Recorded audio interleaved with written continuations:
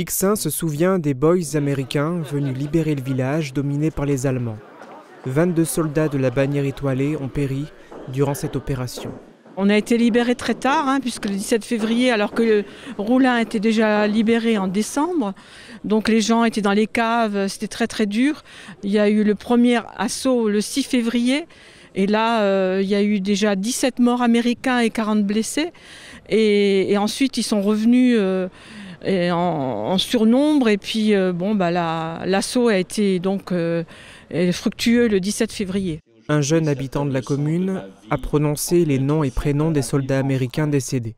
Je pense qu'il est important pour le village de commémorer les Américains qui sont venus ici, alors qu'ils ne connaissaient rien, et pour libérer le village.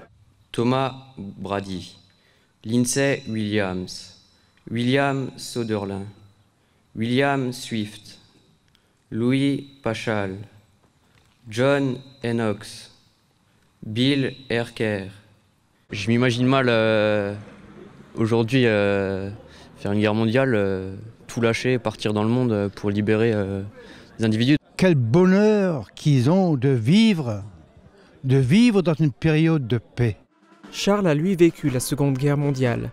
Il était âgé de 9 ans quand son village a été libéré. Pendant le conflit, plusieurs habitants de Lixin ont péri. 17 au total. Il s'agissait de soldats ou de victimes civiles dont certaines sont mortes en déportation. Il leur a également été rendu hommage. Krebs Alphonse, mort au combat. Müller Émile, mort au combat. On a lu là les morts de la guerre, les jeunes qui sont partis de la guerre. Je connaissais presque tous, que je connaissais personnellement, et j'ai de nouveau remis ça dans ma tête aujourd'hui.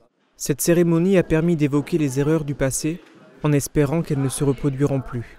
Faire mémoire, c'est entrer davantage dans notre humanité et entrer davantage dans notre vocation de paix.